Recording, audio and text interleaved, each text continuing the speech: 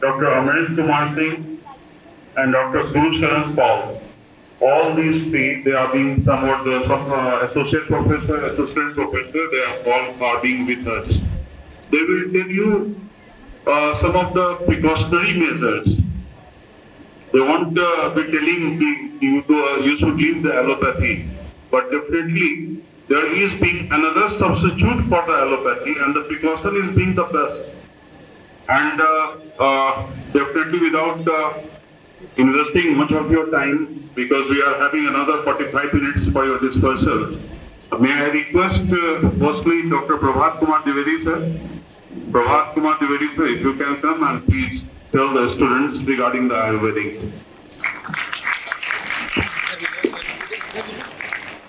Good afternoon to all of you. I am very thankful to principal of this school and management of DAV to provide us such a prestigious space to promote Ayurveda and to prevent your health, to protect your health. There are so many pathies which are ready to cure you, but when prevention is concerned, when protection is concerned, the answer is Ayurveda. So, first of all, I would like to invite Dr. G.S. Park, then Dr. Amrinder sir will come, and lastly, I will address all of you. Dr. Park, please.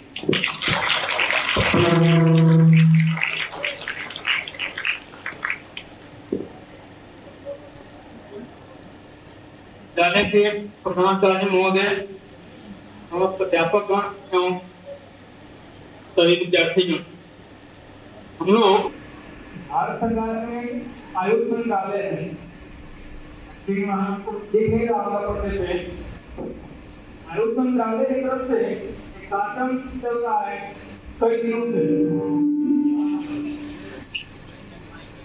दिनों से एक कार्यक्रम चल रहा है हर घर आयुर्वेद आयुर्वेद के बारे में आप लोग सुने होंगे आयुर्वेद सुने कि नहीं सुने आयुर्वेद कोई चीज है सुना हुआ है कि नहीं सुना हुआ आयुर्वेद अपनी पुरानी चिकित्सा पद्धति थी इलाज करने के बहुत सारे सिस्टम होते हैं एलोपैथ है आयुर्वेद है होम्योपैथ है इस तरह की बहुत सारी चिकित्सा पद्धति होती है इलाज करने के लिए बीमार होने पर एलोपैथ एक अलग पद्धति है और अन्य पद्धति को मिला करके आयुष बनाया गया है आयुष पर्दे पे आयुष लिखा हुआ है AYUSH आयुष लिखा हुआ है ये सभी चिकित्सा पद्धतियां हैं सर ए से आयुर्वेद वाई से योग यू से यूनानी एस सिद्धा और एस से होम्योपैथी आयुर्वेद योगा यूनानी सिद्धा होम्योपैथी सब मिला करके आयुष बना हुआ है ये सब चिकित्सा पद्धतियां हैं जिसके द्वारा अत्यंत प्राचीन काल से आयुर्वेद और योग तो अपने देश की चिकित्सा पद्धति है और अत्यंत प्राचीन काल से सदियों पुरानी चिकित्सा पद्धति जीवन पद्धति है जिसके द्वारा हम जीवन यापन करते आए हैं लेकिन बीच के कालखंड में एक समय आयुर्वेद और योग काफी उन्नत था काफी विकसित था लेकिन बीच का जो कालखंड रहा अपने देश का गुलामी का दौर रहा उस कालखंड में इन सबको नष्ट किया गया नष्ट किया गया आप इतिहास में पढ़े हैं हिस्ट्री में नालंदा विश्वविद्यालय तक्षशिला विश्वविद्यालय विक्रमशिला विश्वविद्यालय इन सब विश्वविद्यालयों में आयुर्वेद योग और अन्य एंशिएंट साइंस जितने हैं वो सब पढ़ाए जाते थे बहुत डेवलप थी अपनी पद्धति लेकिन इस प्रकार विश्वविद्यालयों को और सिस्टम को नष्ट किया गया उसमें आयुर्वेद और मुगल का हिस्ट्री में पढ़े हैं मुगल काल का दौर मुगल का इसके बाद ब्रिटिश काल आया इन सब के समय में आयुर्वेद और योग पर ध्यान नहीं दिया गया शासन की तरफ से कोई सपोर्ट नहीं मिला, इसके कारण इसका ह्रास होते चला गया, नुकसान होते चला गया। और आजादी के बाद जब हमारा देश आजाद हुआ तब इन सब व्यवस्था को, आयुर्वेद को, योग को फिर से स्थापित करने का प्रयास किया गया। बहुत सारा व्यवस्था बना, कमेटी बनी और इसको लेकर के फिर बाद में आयुष आया 95 के आसपास आयुष टर्म आया, आयुष डिपार्टमेंट हुआ। उसके बाद 2014 में क्या है, एक समय उन्नत था, छत्तीस के कालखंड में इसको नष्ट करने का प्रयास किया गया। फिर से इसको पुनर्स्थापित करने के लिए रीस्टैब्लिश करने का, अपग्रेड करने का प्रयास चल रहा है और जन जन तक आयुर्वेद को पहुंचाने का प्रयास हो रहा है। बीमारी को उत्पन्न होने से रोकना, प्रिवेंटिव जिसको बोलते हैं, प्रिवेंशन करना बोलते हैं, और एक होता है बीमारी का इलाज करना, जिसको क्यूरेटिव बोलते हैं, क्योर करना। प्रिवेंटिव और क्यूरेटिव दो पक्ष होता है बीमारियों का। आज अस्पताल की संख्या बढ़ रही है, डॉक्टर प्रतिवर्ष हजारों डॉक्टर निकल रहे हैं, लेकिन बीमार की संख्या कम नहीं हो रही है। नंबर ऑफ पेशेंट कहीं कम नहीं हो रही है। पीएमसी जाइए, एनएम से जाइए, आईएमएस जाइए, एम्स में जाइए, नंबर किसान हॉस्पिटल बढ़ाने और जिले में एम्स खोलने, नंबर ऑफ पेशेंट कम नहीं होंगे, नंबर ऑफ पेशेंट कैसे कम होंगे? प्रिवेंटिव पक्ष पर ध्यान दे करके, बीमारी को रोक करके हम दवाई को कम कर सकते हैं। आयुर्वेद का मेन एस्पेक्ट है, स्वस्थ व्यक्ति को स्वस्थ रखना आयुर्वेद का मेन काम है। और जो बीमारी हुई उसको ठीक करना ये सेकेंडरी पर्पस है आयुर्वेद का। आयुर्वेदिक प्रोडक्ट पसंद। अभी जैसा कि आपको थोड़ा सा इंट्रोड्यूस किया गया कि आयुर्वेद क्या है, एसोसिएट प्रोफेसर आयुर्वेदिक प्रोडक्ट पसंद। अभी जैसा कि आपको थोड़ा सा इंट्रोड्यूस किया गया कि आयुर्वेद क्या है,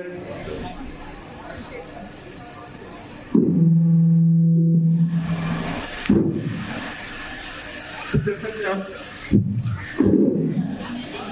आपको बताया गया कि आयुर्वेद क्या है और कैसे इसका थोड़ा सा आपको हिस्टोरिकल एस्पेक्ट बताया गया।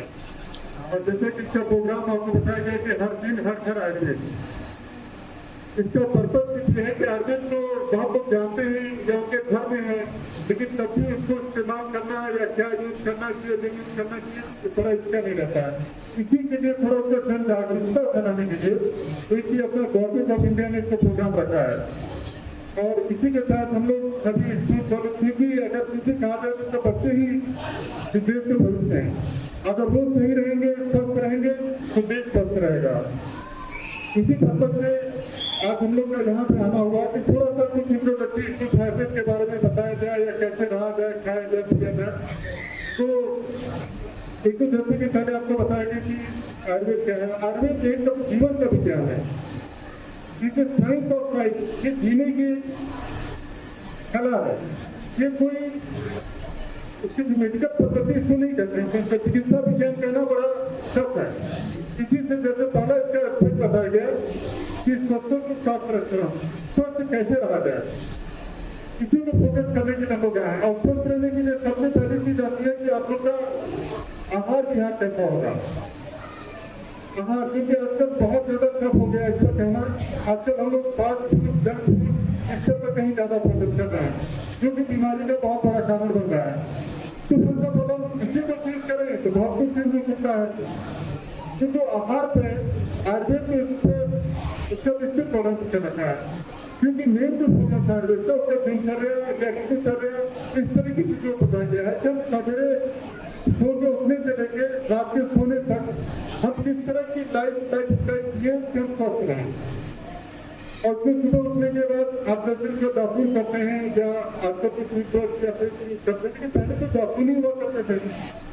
ऋतु के अनुसार, समय के अनुसार अलग अलग बता रखा है कि नीम की दातुन या बबूल की दातुन, मौसी या इस तरह की किसी भी चीज का दातुन बता रखा है, बीमारी के अनुसार भी, स्वस्थ रहने के लिए भी।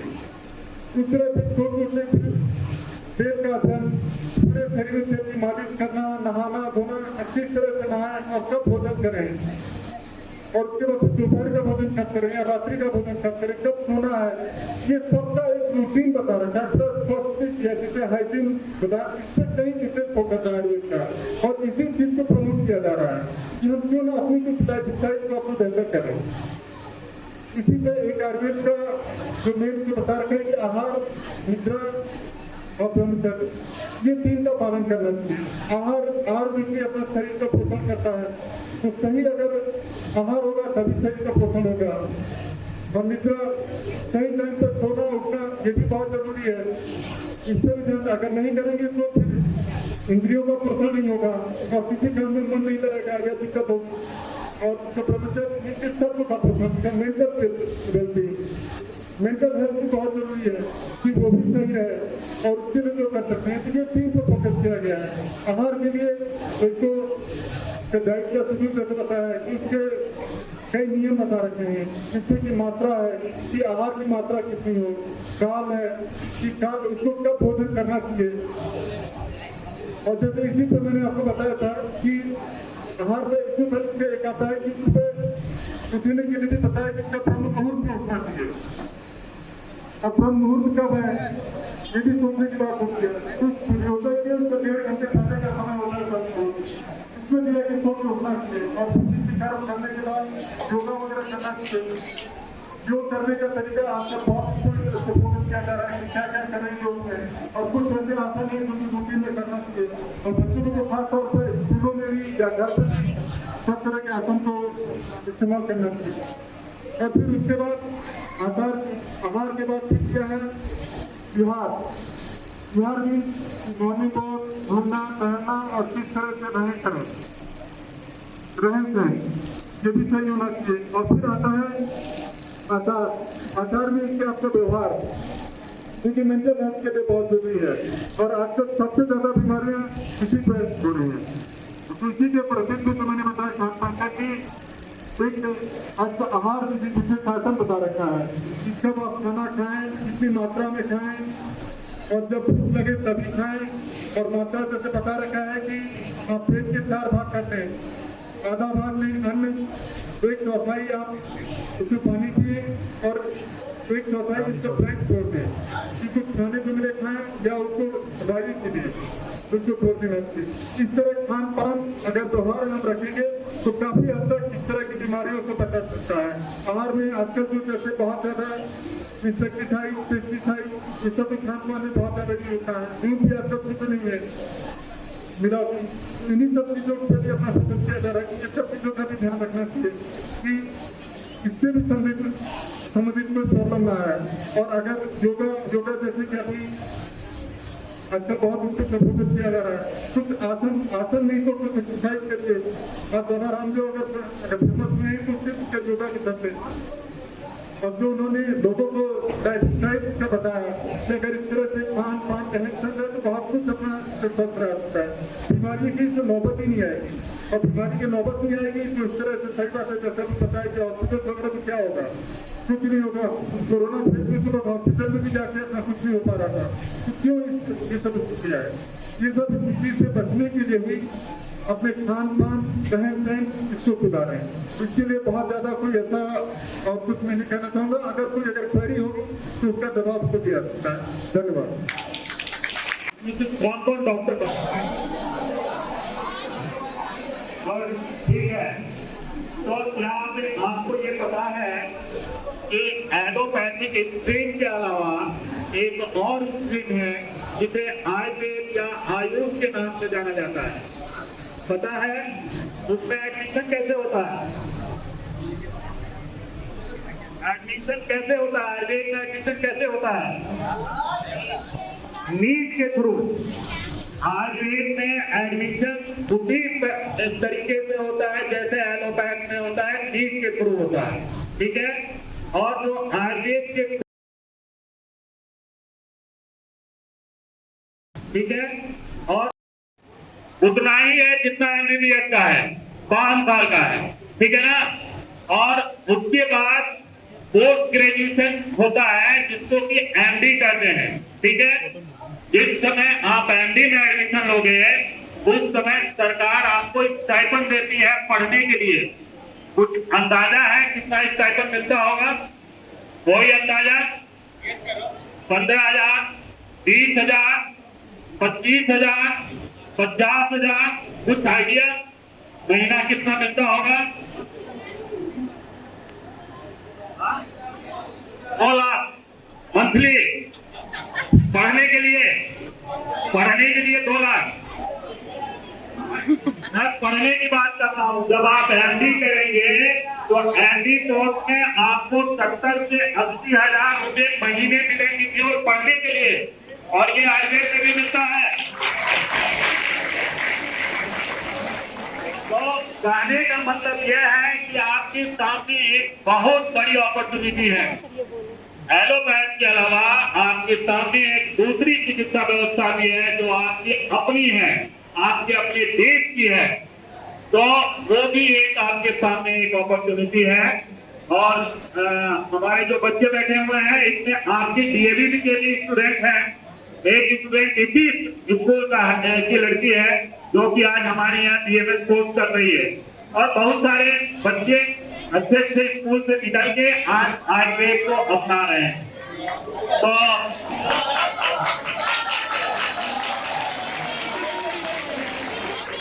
आप ये बताइए, कोरोना काल में किस किस ने काढ़ा पिया है? हाथ उठाए, हाथ उठाए। किस किस ने काढ़ा पिया है कोरोना काल में? गुड। अब ये बताइए कि आपने काढ़ा क्यों पिया?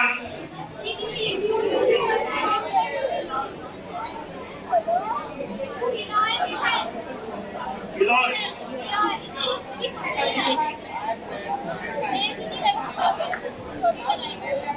आप लोग ने काढ़ा क्यों पिया? इम्यूनिटी बढ़ाने के लिए। यस। तो बहुत सारी चिकित्सा व्यवस्थाएं हैं जो कि जब आप बीमार पड़ जाएंगे तब आपको इलाज करने के लिए हाजिर होगा। लेकिन आयुर्वेद एक वो चिकित्सा व्यवस्था है that is concern with your preventive health. We want to protect your protection of your health. We want to maintain healthy person. तो उसके लिए एक ही चिकित्सा व्यवस्था है जो कि आयुर्वेद है। लेकिन इसके लिए आपको कुछ करना होगा। क्या करना होगा? जैसे कंप्यूटर है, सिस्टम में आपको इनपुट डालते हैं, डाटा उसी के अनुसार जो है जनरेट होता है ना। तो आपकी ये बॉडी है, इसमें जैसा इनपुट डालोगे रिजल्ट वैसा ही होगा। और ये इनपुट 3 तरीके से बॉडी में आता है। एक फूड हैबिट, दूसरा लिविंग हैबिट, और तीसरा एनवायरमेंट। तो एनवायरमेंट तो आपके हाथ में नहीं है, वो एक कलेक्टिव रिस्पॉन्सिबिलिटी है हमारी, आपकी, पूरे समाज की, देश की। ये सबकी एक कलेक्टिव रिस्पॉन्सिबिलिटी है एनवायरमेंट को मेंटेन करना। लेकिन फूड हैबिट और लिविंग हैबिट मतलब आहार और विहार, यह आपके हाथ में है। तो प्रकृति के कुछ नियम होते हैं। अब इस स्कूल के कुछ नियम हैं। आपको यूनिफॉर्म में आना है ना। अगर आप यूनिफॉर्म पहन के नहीं आओगे तो क्या होगा? पेनल्टी लगेगी। अगर आप स्कूल यूनिफॉर्म में नहीं आओगे तो आपको पेनल्टी लगेगी ना।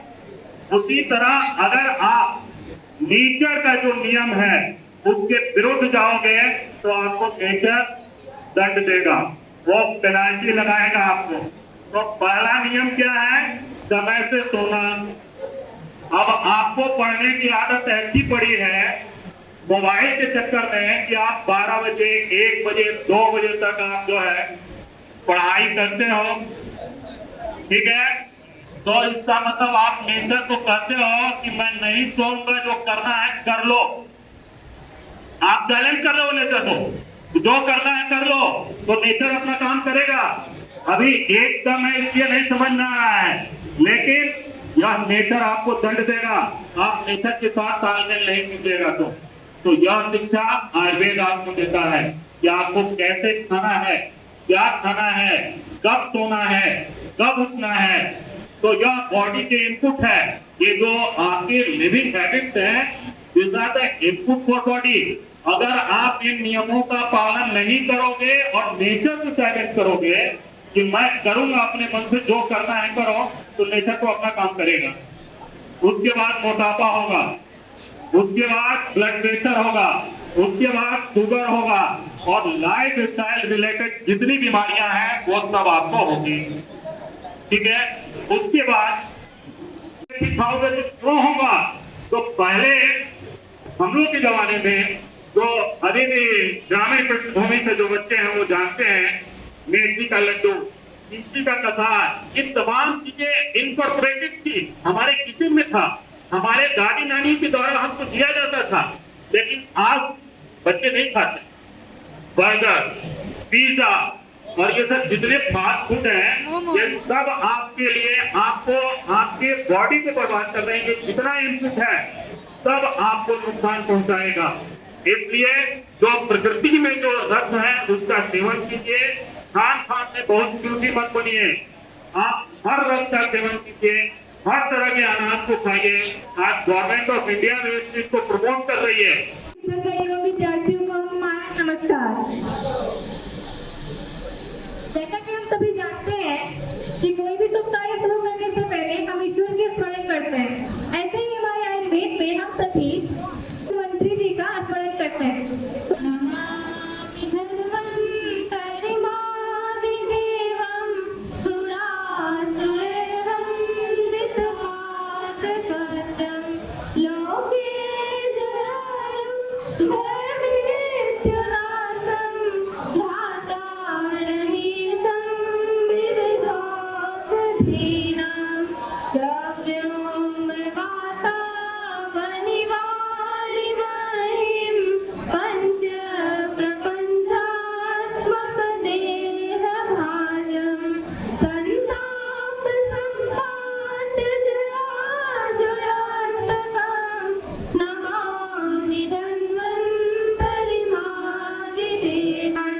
नवीन नीलमुद्गान्तिकासं शान्तं हरेवादशमाख्यमूलमन्त्रिमादिदेवतीं पूर्तिं शतानां सुमनोरथानां नमामि धन्वन्तरिमादिदेवं नमामि धन्वन्तरिमादिदेवं नमामि धन्वन्तरिमादिदेवम्। देखते हैं कि घूम घूम के सोच कर कुश्ती खिलाने हम आए हैं। Government Ayurvedic medical college and hospital के छात्र एवं छात्राएं आप सभी के समक्ष एक छोटा सा नाटक प्रस्तुत कर रहे हैं। पहला दृश्य एक गांव के घर का, जहाँ पर बच्चा बीमार है और वो स्कूल से आया।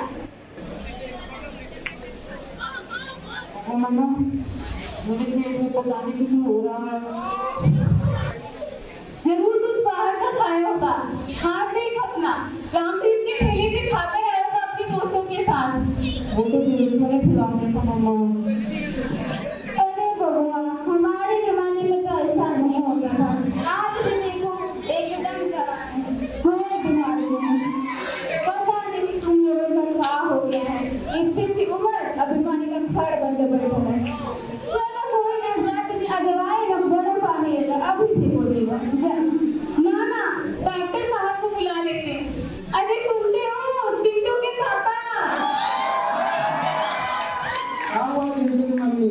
अरे चिंटू के पेट में दर्द हो रहा है। मोबाइल देखेगा दिन भर तो यही तो होगा ना। सभी का ध्यान रखना होगा। बच्चे के परिवार वाले जरा सा डॉक्टर को बुला रहे हैं। राम राम डॉक्टर साहब। बोलो। जरा हमारे कहीं हमारे पौधों को दे दीजिए ना। सुगर तबीयत खराब हो गया। चिंता करने की जरूरत नहीं है, तुम बहुत सही जगह पे आया बात। मेरा नाम डॉक्टर छक्का है, मैं छुट्टियों में कर रहा हूँ। मेरी मां बीमारियों को पढ़ता। चलिए देख लीजिए।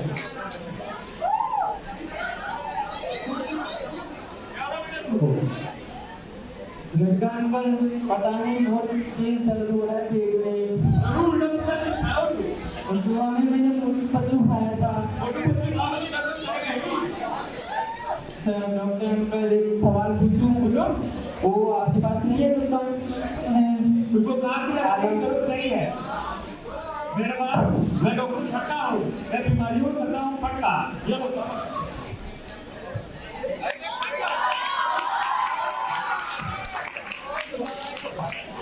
अब कुछ दिनों बाद बच्चा ठीक नहीं होता है और साथ में गांव के लोग आपस में जोड़ा सब डॉक्टर के बारे में बात करते हैं। देख रहा है ना आजकल कोई भी इसको कहीं देख रहा है। आज आप तो डॉक्टर मार है ना और कोलार बाहर वहाँ पर 5 में ड्यूटी लगाता है। अच्छा हाँ वही देखे। हाँ अरे बजे कहाँ जा रहे हो भाई? इतना उदास थे। वहाँ बैठो बैठो बैठो। अरे कुछ नहीं, वो अपना भगवान है ना किंतु उसका तबियत खराब हो रहा है। तबियत खराब है तब है तुमको दिखाया है डॉक्टर को। कौन डॉक्टर? तू डॉक्टर झटका को दिखाया। डॉक्टर झटका? अरे डॉक्टर झटका नहीं है, वो पान वाला है, तुमको भूगत खड़ा है। अरे वो मतलब है तू अपन चिंटुआ में जाके पान वाला दिखाई दिया रे। तुझे समझ में नहीं आता है? तो प्रभुओं की तरह चिंता नहीं है का कि जाके पान वाला दिखाई दिया बिना जांच पड़ताल के? अब कहाँ करे आपने वही डॉक्टर है उसको दिखा। अच्छा टेंशन नहीं है, मेरे पास एक ऐसे डॉक्टर हैं जो बहुत पढ़े लिखे हैं, रिश्तेदार हैं, BAMS किए हैं। चिंता नहीं है रखा हो ना। Bachelor of Ayurvedic medicine and surgery होता है जो मतलब 12वीं पास करने के बाद नीट एग्जाम होता है, उसको क्वालिफाई करने के बाद इसमें एडमिशन होता है। ये कोर्स 5.5 साल का होता है जिसमें आयुर्वेदिक की पढ़ाई दी जाती है। अच्छा ठीक है बात तू जान लेना अपन बसवा के और ही देखा होगा। एक बात है हाँ, इसमें तो साइड इफेक्ट नहीं है, ये बहुत अच्छी बात है।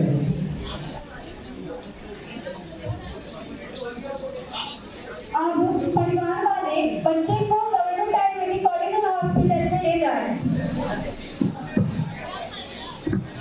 नमस्कार भैया। नमस्कार नमस्कार। एक लड़का बीमार था, चेक कराना था, हो जाएगा? हो जाएगा, नंबर लगवा लीजिए। अरे डॉक्टर साहब हमारे रिश्तेदार हैं, डॉक्टर समीर।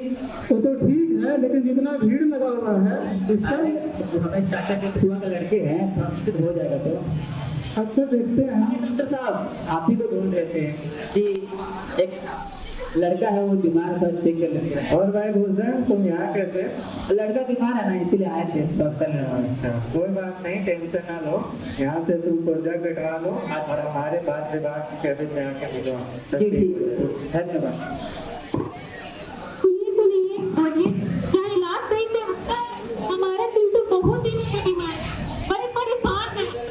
अरे आप बिल्कुल चिंता मत कीजिए, आपका टिंटू बिल्कुल ठीक हो जाएगा। काफी दिन से मेरा भी तबीयत खराब था, हम भी यही आयुर्वेदिक दवा करवाए, पहले से काफी सुधार भी है, तभी हम अपनी मम्मी जान को यहीं पे लेके आए। अच्छा अरे काय है ना, पहले भी वो डॉक्टर के दिखाए रहे तो हमें ठीक ही ना हुआ।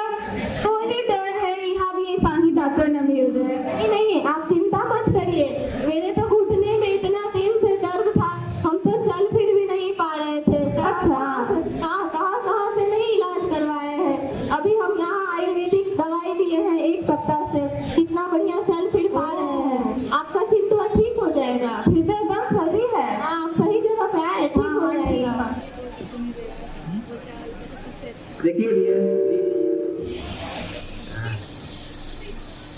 और बेटा बताओ क्या हुआ है? इधर आओ। नमस्ते डॉक्टर अंकल, वो पता नहीं कुछ हो रहा है, कैसे बताएं क्या हो रहा है? यहाँ इधर हो रहा है किधर? थोड़ा अच्छे से बताओ। यहाँ पे कुछ कई दिनों से हो रहा है, 2-3 दिन से। कोई बात नहीं, यहाँ तुम लोग बच्चे आजकल फिर बाहर का चाउमीन मैगी खाओगे तो यही सब होगा, और दिन भर मोबाइल में डोरेमोन और कार्टून देखते रहोगे तो यही सब होगा। देखो हम टेंशन ना लो, हम अभी मेडिसिन लिख के दे रहे हैं, खाना सब ठीक हो जाओ। जी डॉक्टर। और थोड़ा खेलने कूदने पर ध्यान दो, डेली रूटीन सुधारो, सब ठीक हो जाओगे। जी डॉक्टर। और कोई परेशानी हो आगे तो हमसे आकर मिल लीजिए। जी धन्यवाद धन्यवाद। मुझे बाद फिर से आते हैं सभी। नमस्कार नमस्कार। जी आपका दवाई बहुत अच्छा था, 3 दिन में लड़का ठीक हो गया है। ठीक कैसे नहीं होगा, हमारा हॉस्पिटल ठीक है। आपका हॉस्पिटल बहुत बड़ा दिख रहा है, तनी घुमा दीजिएगा। चलिए डॉक्टर साहब से रिश्तेदार है तो घुमा देते हैं। जी बहुत बहुत धन्यवाद, चलिए।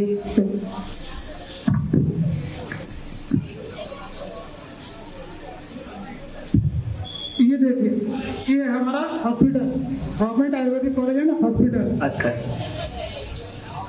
ये अंग्रेजों के जमाने का 1936 में बना था ये।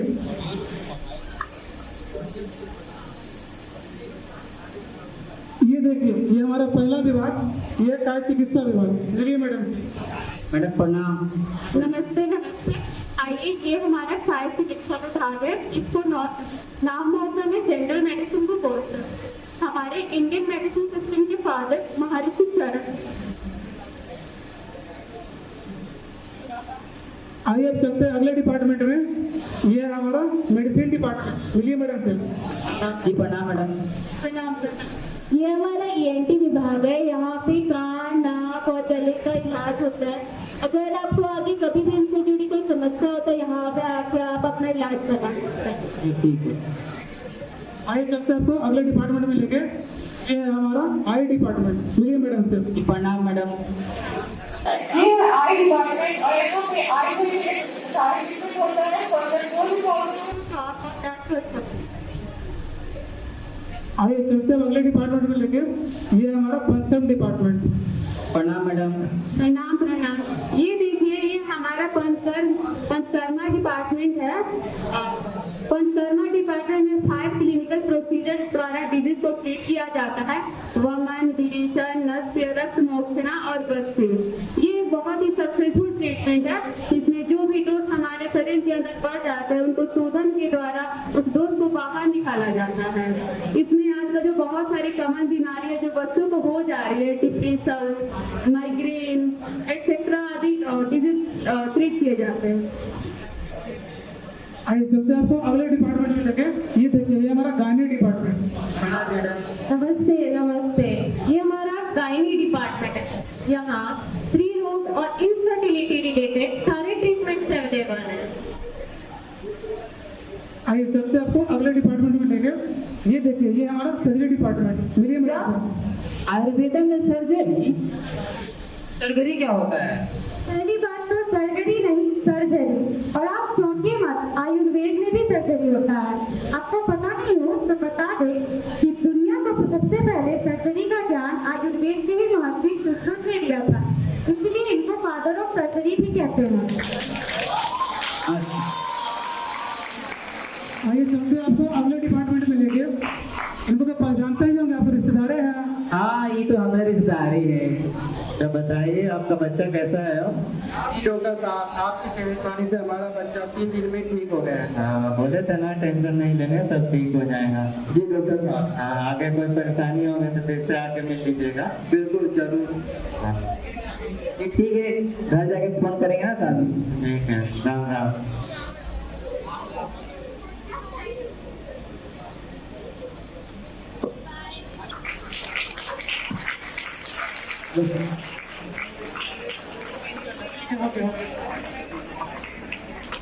धन्यवाद दोस्तों। चलिए, ये सब तो ठीक है, लेकिन यहाँ बच्चे हैं तो बच्चों के लिए भी तो कुछ होना चाहिए। जैसे सॉन्ग, डांस, रैप। अरे है, तीनों है और एक साथ ही है।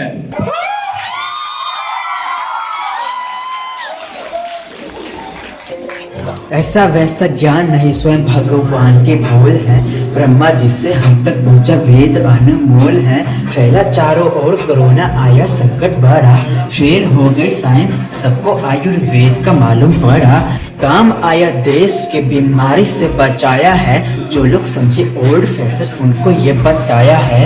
आयुष स्क्वाड ग्लोइंग बुलेटिन ने ही तो से बचाया है। घर घर पहुंच रहा आधुनिक रूप अपनाया है। कर ले चाहे लाख जतन, अब ये रुकने वाला है।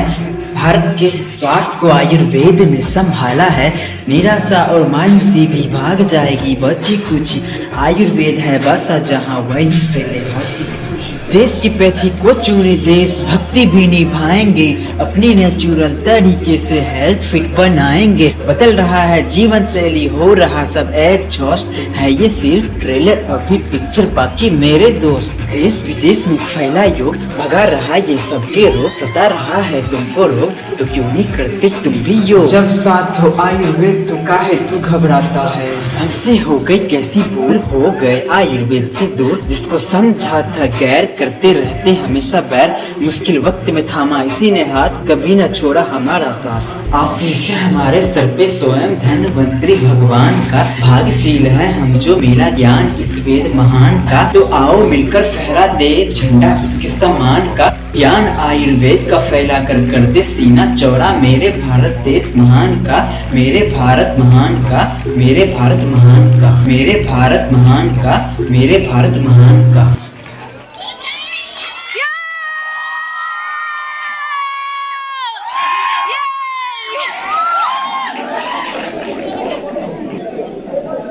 कृपया इन बच्चों के लिए एक बार आप 2 तालियां बजा दीजिए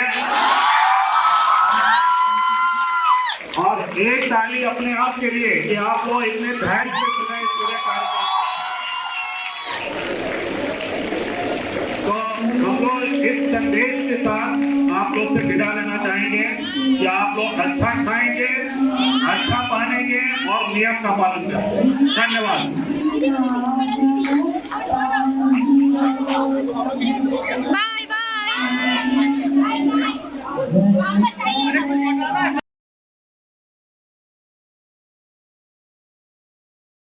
जयंती के दिन हम लोग हर साल मनाते रहे हैं और इस साल का यही थीम है और इसमें यह है कि जन संदेश, जन भागीदारी और जन आंदोलन। कोरोना काल के बाद हम लोगों ने ये महसूस किया कि जिस तरह से महामारी की स्थिति हो रही है, जिस तरह से जैसे अभी की आपको डेंगू फैला हुआ, तो इसका एकमात्र उपाय यह है कि हम कैसे बचें। तो कोरोना में भी ये बात समझ में आई कि सबको एक साथ जो है स्वास्थ्य मुहैया कराना किसी के बस की बात नहीं है और बहुत सारी कंट्री जो कि बहुत काफ़ी डेवलप है वो लोग भी जो है घुटने टेक एक ही तरीका है प्रिवेंटिव। तो आयुर्वेद का जो सिद्धांत रहा है उसका जो एम रहा है वो स्वस्थ स्वास्थ्य रक्षण आसुरक्षित विकास प्रशमन। तो स्वस्थ व्यक्तियों के स्वास्थ्य की उद्देश्य से हम जो है किसी चीज़ को अचीव कर सकते हैं। अब 2-3 तरह के इनपुट हैं जिससे हम प्रभावित होते हैं। एक तो हमारा जो है फूड हैबिट है, दूसरी हमारी जो लिविंग हैबिट है और तीसरा जो है इन्वायरमेंटल कंडीशन।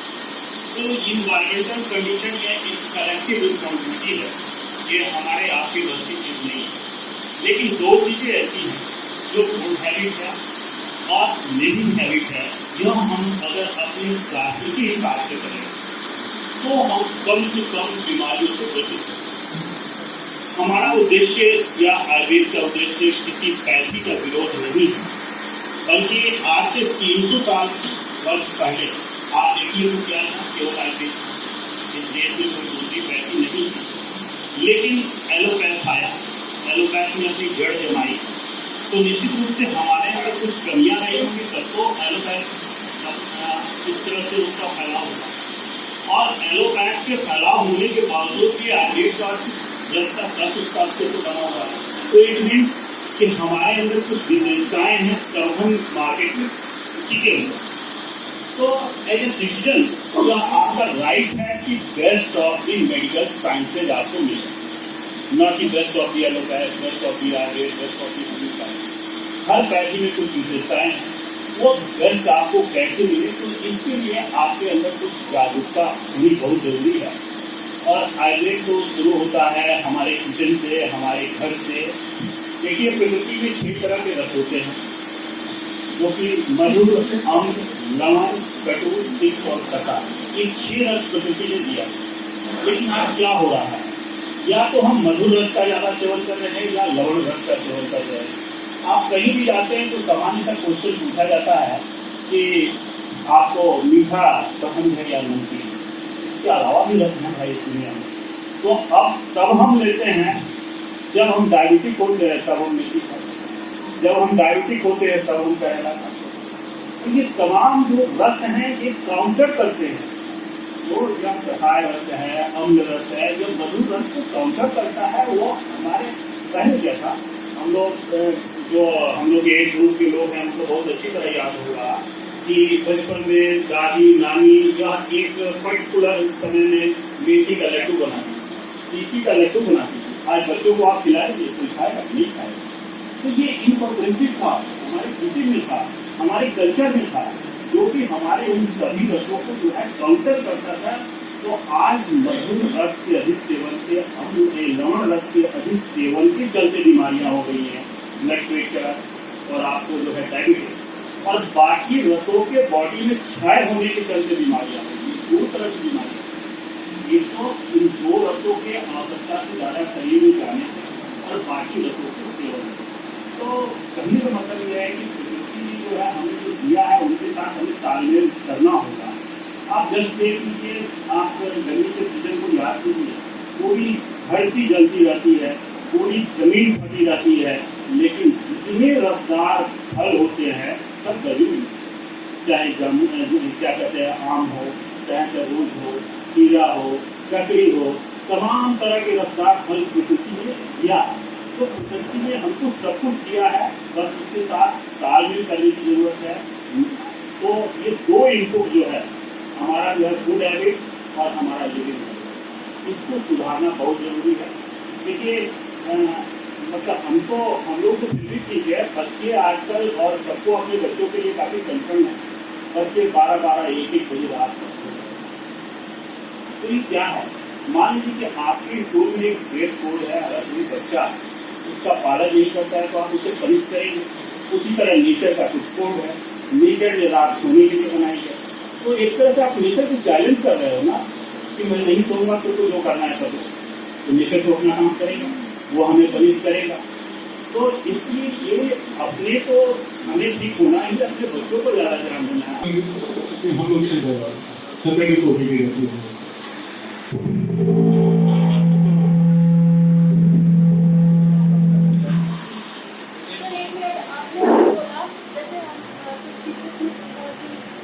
बार-बार ट्रीटमेंट जो कफ और कोल्ड हो जाता है बच्चों को, तो अगर मान लीजिए तो आपने इसका रीज़न बताया कि एलर्जी हो सकता है, and there will be different reason for that. तो हमें को पता कैसे चले कि किस चीज़ से एलर्जी, तो ये क्या कोई टेस्ट है? आपको मतलब ऐसा है कि टेस्ट तो है, लेकिन उसका जो टेस्ट का जो प्रोसीजर है बड़ा लंबा है, और उससे अगर फाइंड आउट करेंगे तो पता चला कि आपको 2-3 चीज़ से देख रहे एलर्जी, जब टेस्ट कराएंगे तो पता चला कि 100-150 चीज़ से एलर्जी निकल चुकी है।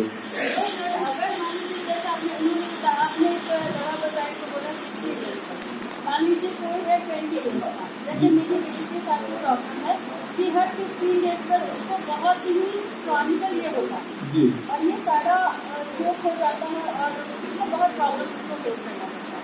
तो अगर उसको पता नहीं चलेगा तो मैं और उसको कोई मेडिसिन उससे काम नहीं करता।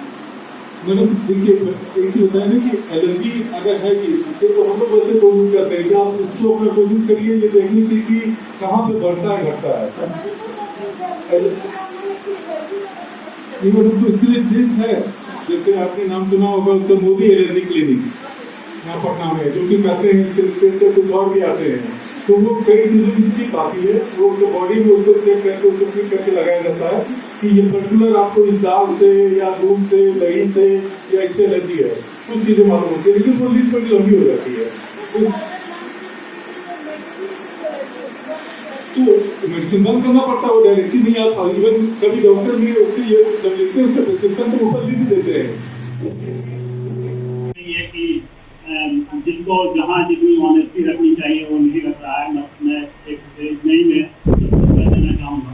तो इसलिए बहुत इसको लेकर टेंशन, ठीक है ना। जैसे कोलेस्ट्रॉल बढ़ा हुआ है, हमारे यहाँ लिपिड स्टेट वगैरह है, बहुत सारी दवाएं हैं, हम लोग एकदम पी सकते हैं, कहीं कोई प्रॉब्लम नहीं है, लेकिन वॉक तो करना होगा। मेरी एज करीब 25 खत्म हो रही है और मैं पासा मैदान का 10 चक्कर लगाता हूँ, तो मेरे से 10 साल नीचे वाले एज के जो लोग हैं मेरा साथ नहीं दे पाते, वो बैठ जाते हैं नहीं आपके साथ नहीं चलेंगे। तो ये सब चीज का ध्यान रखना। दूसरी बात ये है कि एक्सरसाइज करते हुए उतना ही करें जिसमें आपको प्रॉब्लम ना हो। ऐसा ना करें कि बहुत सारी ऐसी घटनाएं हो गई है, इसलिए हमारे यहाँ शास्त्रों में भी यही कहा है कि आप उतना ही कीजिए जितना आप कर सकते। और थोड़ा सा योग प्राणायाम करना बहुत ही अच्छा है। और योग कुछ भी करे या ना करे, योग का मतलब ही होता है टू ऐड समथिंग। अगर आप कुछ योग करेंगे तो कुछ ना कुछ आपको छूटेगा, ये है। और मेंटल हेल्थ आज के डेट में सबसे ज्यादा जरूरी है, क्योंकि वो हमारे यहाँ स्वास्थ्य की परिभाषा के लिए WHO भी आज मान रहा है और उसमें कहा गया है कि श्रम धातु बल क्रिया आत्मा इंद्रिया मना स्वास्थ्य के भी लिए आपकी जब आत्मा इंद्रिय और मन की प्रसन्नता की जो स्थिति है वही स्वास्थ्य है। और ये हमेशा नहीं होता। आप देखिए, आप किसी अधिकारी के पास जाइए किसी प्रॉब्लम को लेके, अगर वो स्वस्थ नहीं है, मैं आपकी बात नहीं कर रहा हूँ, अगर वो स्वस्थ नहीं है, मतलब प्रसन्न आत्मा इंद्रिया मना नहीं है, तो वो डांट के बाहर है, चल जाइए। लेकिन आप दूसरे दिन उसी काम को लेके जाते हैं और वो प्रसन्न आत्मा इंद्रिय मन और आत्मा तो बैठा के आपका काम भी करेगा और चाय भी पिलाएगा, आपको बात समझ में नहीं आएगी वो क्या तो कुछ नहीं हो रहा है, वो उस समय स्वस्थ है। एक्चुअली स्वस्थ की वही परिभाषा है और इसके लिए योग और प्राणायाम बिना इसके हम जो है मेंटल स्ट्रेस को। देखिए एक चीज है, फ्रस्ट्रेशन इज एवरीवेयर। कोई भी ऐसा फील्ड नहीं है जहाँ फ्रस्ट्रेशन नहीं है। इवन जो एडमिनिस्ट्रेटिव जॉब में है, जो टॉप रैंकर है, वो भी फ्रस्ट्रेशन है। तो इसको काउंटर करने के लिए आपको योग और प्राणायाम के शरण में आना होगा, उसका कोई रास्ता नहीं। और एक और मैं मतलब इम्पोर्टेंट बात बताना चाहूँगा कि आयुर्वेद क्यों जरूरी है, क्योंकि मान लीजिए कि आपके स्कूल में कोई समस्या है तो इसका निदान कौन करेगा? आप करेंगे, बाहर से कोई व्यक्ति आके नहीं करेगा। तो आयुर्वेद हमारे देश की कल्चर है। तो यहाँ की जो समस्या है, यहाँ का जो ये रोग वाली जो समस्या है, उसका निदान और उसका मैनेजमेंट आयुर्वेद से किया जा सकता है, नहीं किया जाता है। इसलिए इसको भी आप अप्रोच कीजिए और जहाँ जिस पैसे की जरूरत हो उससे आप जाइए, जो भी बेस्ट है वो आपको मिलना है। थैंक यू डॉक्टर साहब, आप लोगों का यहाँ पे आए, आप लोगों ने समय दिए। And thanks a lot to all my teachers also. And all of you must be looking at your watch, 30 is already there. तो हम तो देख रहे थे कि I was looking towards the sympathy of my teachers, not the sort of the